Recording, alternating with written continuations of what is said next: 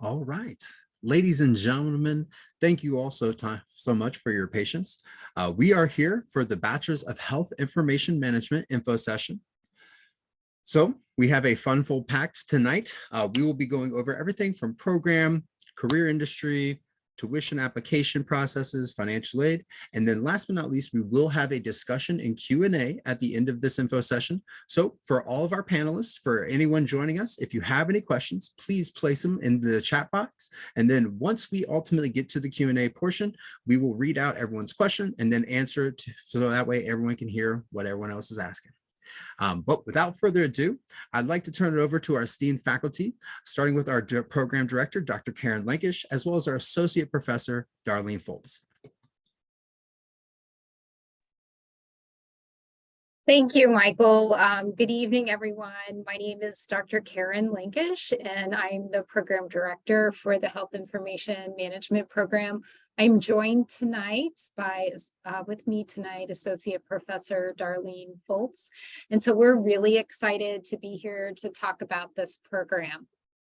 Next slide.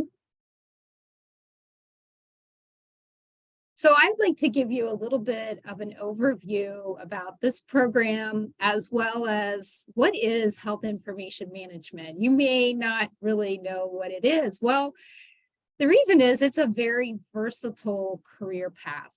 There is not one specific job that you will be trained for in this program. So this program is an opportunity to allow your career to kind of evolve over time and really focus on your area of interest. So someone that attends this program and completes this program could potentially focus on a traditional healthcare setting like inpatient, outpatient. Maybe you want to focus in the IT area, leadership, or management. This role of the health information management professional, you are a critical link between care providers, payers, and patients. And you work in a variety of information within the healthcare setting. So dealing with medical, administrative, legal, ethical, standards relating to the privacy and security of patient information. If you really like leadership and management, this is a great career path for you because this program focuses on how you manage people, how you manage units.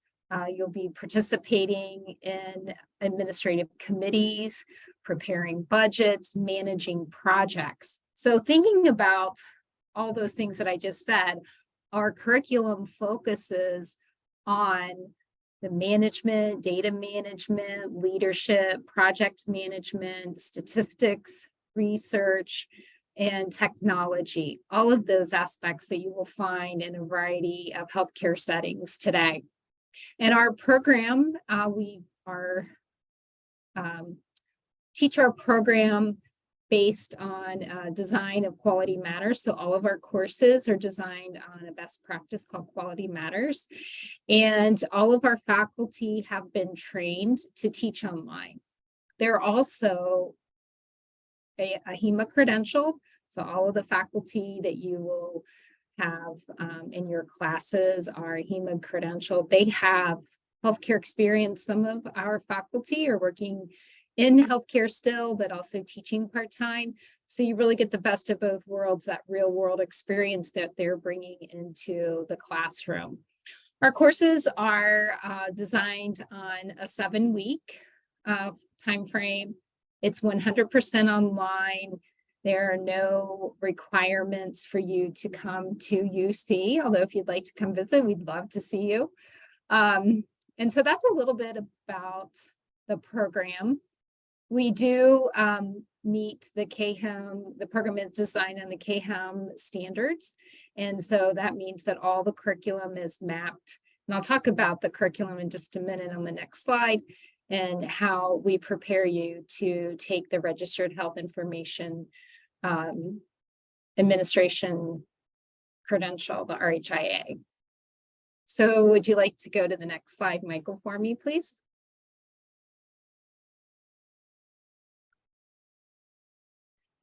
So I've already talked a little bit about the curriculum and what you would be focusing on, but our curriculum is based on 5 domains that are aligned with the CHDA standards and the HEMA domains that have been created. And so those domains are data and information governance. Domain 2 is compliance with access, use, and disclosure of health information. Domain 3 is our data analytics and informatics. Domain 4 is revenue cycle management, and domain 5 is management and leadership. So we cover all those areas within our programming where we've mapped out how you're going to be achieving all those competencies and domains within the program. So I already told you we have a 7-week model of classes. We have an A term and a B term. You're going to take 1 class during A term, 1 class during B term, and you will be able to go through. It takes about 2 years to get through the bachelor's program. Some of the, I think, fun things that you'll be exposed to is we do some hands-on technology. We also do project management if you are interested in that area. And so just a wide variety of opportunities to focus on an area of your interest and not just one specific career path. I don't know if Darlene, do you have any, Professor Foltz, do you have any other comments to add here? No, not yet. Okay, all right. So Michael, next slide. So this is really exciting to me, talking about the industry and career outlook, because there's so many opportunities. And as you can see that this career path is continuing to grow faster than a lot of the other occupations. So we're looking at about a growth of between 13 and 17%.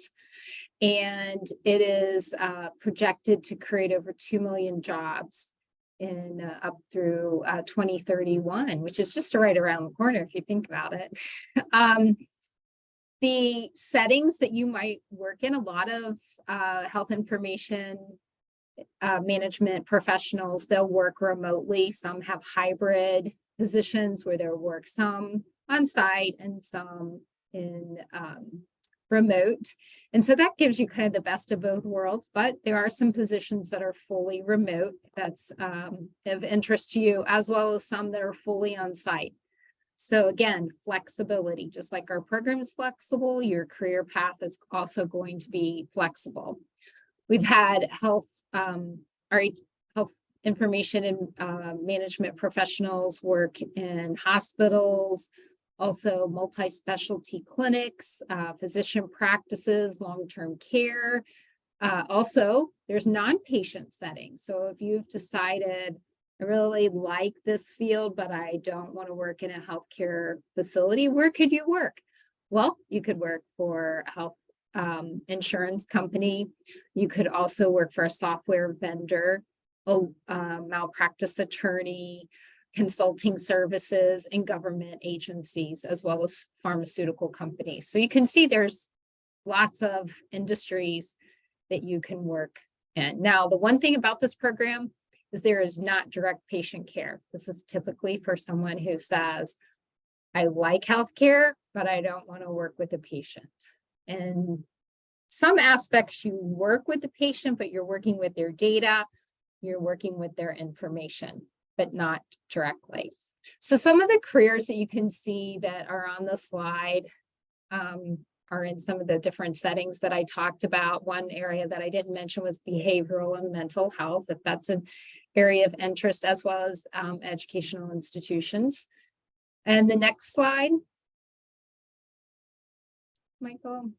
And here you can see where it's also talked about some of the format of where you can work, and then compensation. So this is recent salary survey by OHIMA, which is the Ohio Health Information Management Association, and these are some of the salaries. Now, when you're first starting in the field, and also depending on your location, this may, your salaries may be a little bit different depending on where you are in the United States and also experience that you're bringing to the position. Professor Foltz, do you have anything to add about the industry and career outlook?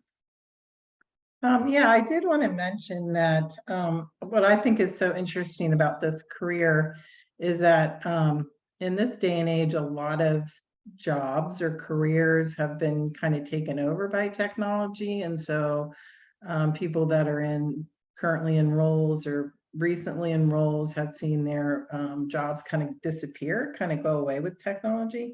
But really, HIM is complete opposite. So when the electronic health record that came on, when you go to the doctor now and everything's on the electronic health record on the computers, that has just exploded jobs in health information. And so I would say that's huge. We're seeing a lot more of our students, our graduates going into working for the companies, like Dr. Lankisch mentioned. And then the other two hugest, I think, career outlooks right now are revenue cycle, because of course it's to deal with money. And anytime it's dealing with how much are we going to get paid, let's make sure we get paid correctly, et cetera. So that's a really big career path. And the other one that's really been developing and is going to continue to explode is data analytics.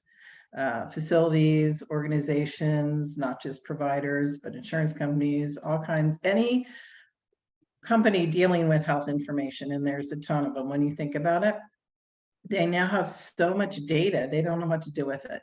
And so that's a big field that we are seeing our graduates starting to look towards. So if you're kind of like that person, kind of like a detective almost, so you like to analyze some data to help the organization make decisions, that's a really big growing area, I think. Thank you for sharing that. And just one other aspect I'd like to introduce here is that our program provides opportunities for you to sit for external credentials in addition to the RHIA. If you have an interest in data analytics, like Professor Foltz was explaining, there's the Certified Health Data Analyst credential that you can sit for. There's coding credentials, and there's also credentials in revenue cycle. So we do share a lot of that information, and that is very helpful as you're seeking employment to have those credentials. So that's, let's see, next slide, or do I turn it back over to you, Michael? It is back to me now. Okay. Thank you so much. Thank you. So ladies and gentlemen, admission into this program is incredibly simple. If you already have an associate's degree completed, from a CHDA accredited institution, you can seek direct admission into the HIM program, and you'd be starting right into the curriculum. Even if there are some of you who don't have CHDA accredited associates, that is fine. We can accept you. Just know that you will need to complete the body of knowledge courses that are right there on the screen. For any of our transfer students, all you would have to do is to submit the application, and then you would send your transcripts to the 2 addresses below. Just a reminder that official transcripts do have to come directly from the institutions themselves and cannot come from student emails. So just wanted to give that heads up. And we are waiving that application fee all the way till July 1st. So less than 15 days away, but right around the corner. When it comes to tuition and fees, for our Ohio residents, you will be at that $422 per credit cost. That is anyone that is taking less than full time. So if you're taking 6 credits a semester, you would be at the $422 if you are an Ohio resident. And then if you do go into the full-time semester, that cost for Ohio residents would be $5,050. Now, for any of our out-of-staters, it is only a $15 difference between the per credit cost. So for non-residents of Ohio, it's $437, just slightly increased. And then when you go into 12 credits a semester, it will transition into that $5,230 total tag for the whole semester. Now, on the topic of financial aid, I am one of 5 enrollment service advisors that work for this bachelor degree program. So when you work with one of our ESAs, we're going to go over all the different types of financial aid that students are eligible to apply for when they're pursuing this program. So the first one right off the bat is the FAFSA. A lot of us know that from the FAFSA application, the Pell Grant, student loans. For any questions directly about FAFSA, payments for FAFSA, student loans, or getting through the application itself, we have our senior financial aid advisor, Ron Jackson. He is here to assist you every step of the way when it comes to that federal financial aid application, accepting your financial aid, accepting your student loans. But when it comes to external scholarships, scholarships from University of Cincinnati online, you can work with your enrollment service advisors. Our enrollment service advisor will go over grants, scholarships. University of Cincinnati Claremont does have donor-based scholarships you can apply for once you have your student ID number in your student email. And then we also have the tuition guarantee. So the tuition rate that you start your program at is locked for the entire time that you are enrolled throughout the program. So that is a huge perk to know that, okay, this is the amount that I'll be at all the way through across.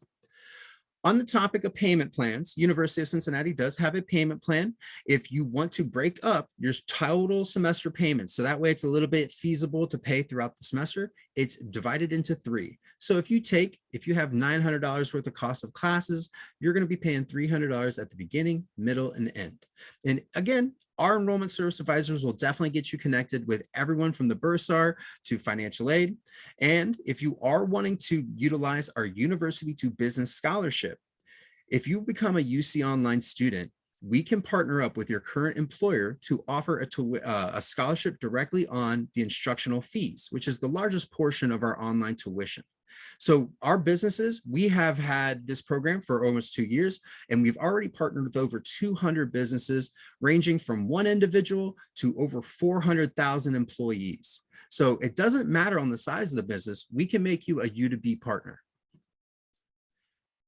Now, there is an important deadline that is right around the corner, and that is July 1st.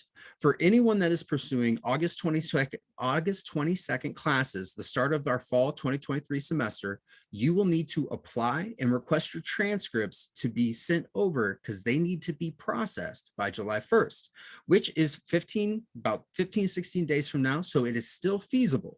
For anyone that is looking to start this upcoming semester, we would strongly recommend reach out to one of our ESAs as soon as possible.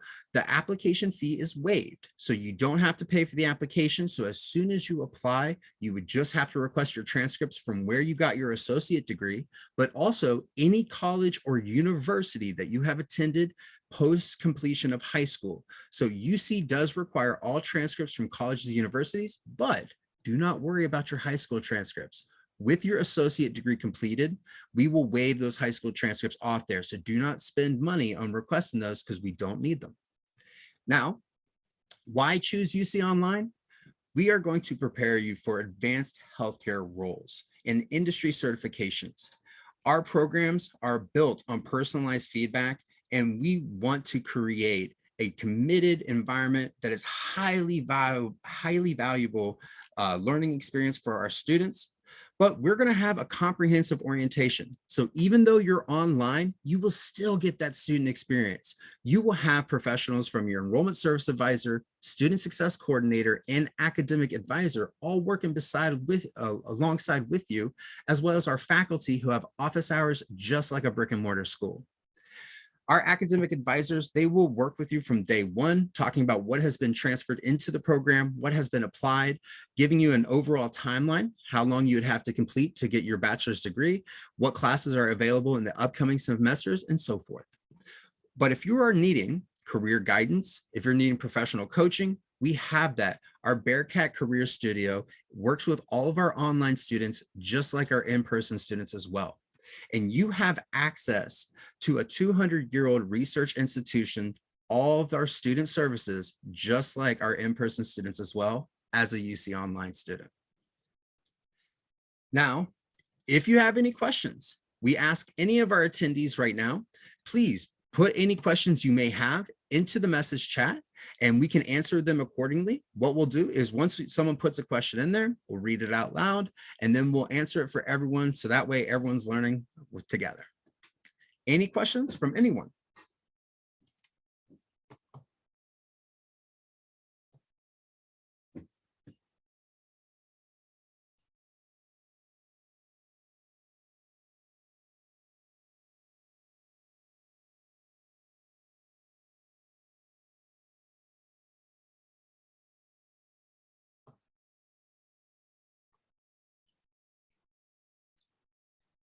Okay. Oh, there we go. Sorry, my question's just loaded.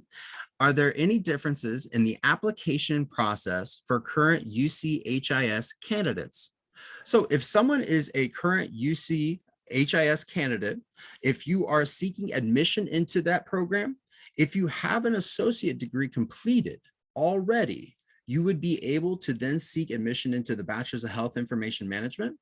If you don't have an associate degree already completed, I would recommend once you get into the HIS program, you can matriculate through that. And then upon completion of the HIS associate degree, you would just actually seek admission through the readmit application. So you wouldn't have to request any transcripts. You wouldn't have to ultimately submit the traditional application. It is just the readmit app. And that same deadline is July 1st. Great question. We have another question. I am currently in the HIT program at UC Claremont, and I'm graduating this August. Do I still need to fill out the application as a transfer student? Great question as well. No, if you are a current UC student, if you've already submitted your graduation audit for the upcoming semester, so if you submitted your graduation application, I should say, once that has processed, you can then submit your readmit application for the upcoming semester. Good question as well. For those who want to enroll in the next calendar year for 2024, are the requirements the same? Yes. So Kimberly, at this exact time, yeah, the requirements would be the same. So if you are looking to postpone from fall 2023 to fall 2024, as of right now, the admission requirements are tacted to be the same. Correct, Karen and Darlene? Awesome. Thank you all so much. And then, will graduates from the UC Claremont AAS and HIS program have to send transcripts, or do they transfer automatically? The first part of that question, you'll just have to submit the readmit application. If you've already submitted your graduation application, great question. The second part of that question was, how about the other college transcripts provided when enrolling into the AS program? So same thing. If you've already provided us with all of your transcripts from all past attended schools, as long as you don't go somewhere else between when you attend UC to when you are submitting a readmit application, we have everything on file. So for anyone that is a potential readmit student, I'll encourage you, it is incredibly simple. You submit the readmit application, that goes over to our admissions. They review to make sure that you have the admission requirements, and then they're going to send you an offer saying, hey, please confirm your readmit application. Once you have confirmed your readmit application, the enrollment service advisors will connect you with your student success coordinator and then your academic advisor to get you enrolled for classes. Great questions, everyone. I have another one. I am a recent graduate of Sinclair College with my associate in HIM. Will it still take me the whole 2 years to complete my HIM bachelor degree? So I can answer this, and Karen and Darlene, please stop me if I say anything wrong. So for anyone that has attended Sinclair community colleges, if you have an associate degree, those associate degree classes are leveled at 100 to 200 level classes, freshman and sophomore year classes. This bachelor's degree is level 300 and 400 level classes. So this is a junior senior year program. I would say that if you have taken junior senior level classes from a regionally accredited institution, they would have the potential of transferring, but they would have to be the same exact curriculum. When you are working with your enrollment service advisors, we can send you 2 different options. We can connect you with ultimately academic advising if you are a readmit student, and if you are a transfer student, we can send you transferology.com. University of Cincinnati, the academic advising department has inputted all of our academic information into Transferology. So for anyone that's looking to transfer from one school to another, they can literally type in their curriculum from one school to see if it can potentially transfer into UC. Great question. All right, we have another one. I am interested ultimately in the Masters of Health Informatics. Nice. Would this program be in line with that plan or another plan, or would another plan be a better fit? I will tell you, I have had students ultimately pursue the Bachelor's of Health Information Management, and they want to pursue the Masters of Health Informatics next. We currently have students that are enrolling for this fall 2023 semester, and that's the same exact plan. So yes, that program would coincide. If you want to ultimately do the bachelor's, you would then seek admission into the graduate admissions for the Masters of Health Informatics. Great question. Do classes always start with the fall semester, or could you register and enroll anytime? Great question. So if you are looking to start this program, after this first semester, we'll have 2 different start dates each semester. So it's going to have what is called an A and a B term. Because this is, we are going to have a fall A term this semester, but starting in spring of 2023, there will be 2 different start dates that you can enroll into this bachelor degree program. For this first semester for fall of 2023, there's just the August 22nd. So if you are looking to get started, I would strongly recommend start working with one of our enrollment service advisors, so that way we can potentially get you enrolled before our August 22nd classes. Great question.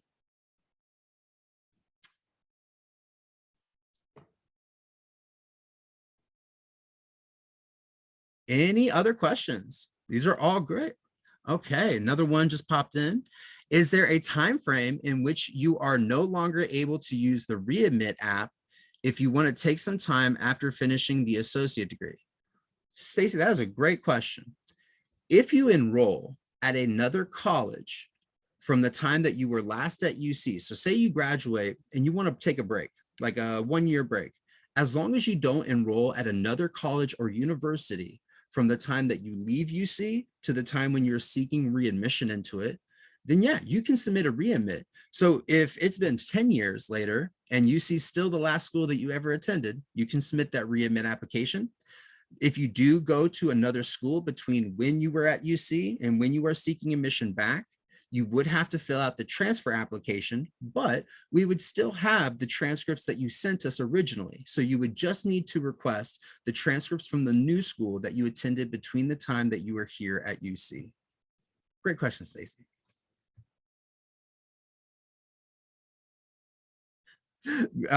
No worries. We have a question. Where do I access the readmit application? That is a great question. So for anyone that is a current student, or if someone is a returning student to UC Online, they can fill out the readmission application. If you type in readmission application, University of Cincinnati, the website pops up, and then it's going to ask you, are you looking to change your major? Are you seeking readmission? And then once you get through that website, it's going to take you into your Catalyst, so that way you can submit your form, whichever one you are doing. So if you're seeking readmission, if you're changing your major, yeah. And you would just do that right off our UC website. Great question. Karen and Darlene, is there anything else you'd like to add? I feel like I'm taking too much away. No, I think you're doing a great job. And I think the questions are really good. And I really appreciate the interest. And I do want to just kind of drive home that you can jump in at any point, just like Michael said. So you don't have to start this fall. You can start in the spring, either the first term or the second term, et cetera. But one thing to keep in mind is we're not going to offer every course every semester here in the beginning. So it's best if once you do commit to start, that you stay on that kind of carousel, so that you keep, going and taking the courses. They don't have to be taken in a certain order, but if they're only offered, once or twice a year, we will be ramping up to offer them more often. But here in the beginning, it's the best case scenario is for you to stay and not drop out for a semester.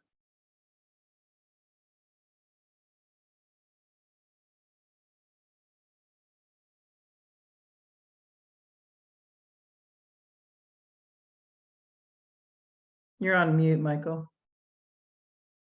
Thank you so much, Karen. You're the best. Sorry, Darlene, you're the best. So we just got 3 questions while you were talking, Darlene. So that's great. The first one is, my current job is a care coordinator in the quality improvement department at my job. I accepted a new position in the same department as the health and equity coordinator. Should I continue education in HIM or could I add a minor in public health? Great question. So for anyone that is here at UC Online, you are able to double major. So if you are wanting to pursue the HIM bachelor's degree to get that RHIA licensure, you could ultimately add the public health bachelor's on as a dual major. And just know that that's an option. Darlene, Karen, do you want to add anything into that? Because especially for career, I don't want to point them down the wrong pathway. No, I mean, that what you say is fine. But the only thing is I would caution against taking too many classes at one time, because I'm assuming that most of our students, just like our associate degree HIS program, people are typically working full time, have other responsibilities sometimes, children, family, whatever. And I know the tendency is to, I want to get this done. I want to hurry. And I totally get that. We totally get that. But we want you to be successful, and we don't want you to get overwhelmed, because when you get overwhelmed, that's when you feel like, oh, this isn't worth it. And we are preparing you to sit for the RHIA exam and to be successful in taking it. And so we want you to be able to absorb the information. And if you take more than one, some people can take 2 classes, but that's why we have you, Michael and the group there at UCO. We also have academic advisors at UC Claremont, and they will kind of customize programs for you. Like they'll talk to you about, what is your life like, basically, like how much, basically interested in how much time do you really have to put towards your courses and things. And they'll give you some recommendations on the courses. And we really kind of universally recommend that students only take 1 class per term, at least their first semester or 2, to see what it's like. Now, I know a lot of you that are on here are current students or recent graduates, so you know how it is already. So you already have a good sense for that. But students maybe that haven't been to school in a while, might say, ooh, okay, maybe I should kind of ramp back up and get into the swing of things. And so we really prefer that you take 1 class per term. And I will just add to that about the question of adding on public health. The health information management degree is focused on somebody that hopes to be in an administrative role, a management role. And so if in your current position, if you see yourself moving up and being more in the administrative side, I think this would be a good fit for you. You can always add on some, as Michael was saying, some public health courses. And as Professor Folt said, just we're cautioning not to take on too much because you don't want to be overwhelmed. You want to be successful and finish the program. And so that's just one thing to consider. But if you see yourself in an administrative role, the RHIA credential is important to you, then I would definitely encourage the health information management program. We have a couple more questions, and I do want to give one shout out. Darlene, someone did say, we appreciate that you recommend 1 class at a time. So I just want to give that shout out. Our next question is, if you are interested in the cancer registry certificate, would you use the readmit as well? That's a great question. If you are ultimately seeking admission into our UC Claremont certificate of cancer registry management, you would not use the same exact readmission form as you would do for like a readmit application. The certificate itself has a specific form, Stacy, so you will want to work with your enrollment service advisor to make sure that you're filling out the right one. But once that has ultimately processed, you could submit the either a readmit into the UC cert, and if you are wanting to add it on as well, you would submit like an add major form. So that way, if you were wanting to simultaneously take both, like do both programs, you could do that. It says, are spots limited for fall semester? No, there are no spots limited here at UC Online. The one thing we are playing against right now is just that July 1st application and transcript deadline. So if any student can get their application and transcripts in process by that July 1st, they have a shot at getting enrolled for our August 22nd classes. Great question. Does UC have a master's in public health? And if so, would the HIM degree qualify students for that program? Now, I know that UC Online offers the Associates of Public Health. Our team works with that. And we have a Bachelor's of Public Health that is worked by another team. I would have to double check to see if there is a Master's in Public Health. I am sure there is. Darlene and Karen, do you know if that by chance? I do not. That's a good I don't question. have that. That is a good question. And for the individual who asked that question, please, honestly, if you are working with one of our ESAs, reach out to us. I am sure that we do. But right now I have both screens used for the presentation and the camera, so I can't look at. It is, someone just let me know, it is not with UC Online, but UC does have one through the main college itself. Thank you so much, Dwayne. And then Michael, I was going to further address that in that part of that question is, would the HIM degree qualify students for that program? And typically in the master's programs, there isn't, as far as I know, there's not qualifications of specific types of bachelor degrees. I think, you know, you're applying to a master's program and it's not dependent on what your your bachelor's is that right? Do you guys agree with that? that is, I myself, I have a bachelor's in science and I'm going for a bachelor's in education. So absolutely, absolutely. Oh, sorry, master's in education, sorry. Great question. Anything else? These are all great questions, everybody. And we really appreciate you typing everything in for everyone else to learn with you. Anything else?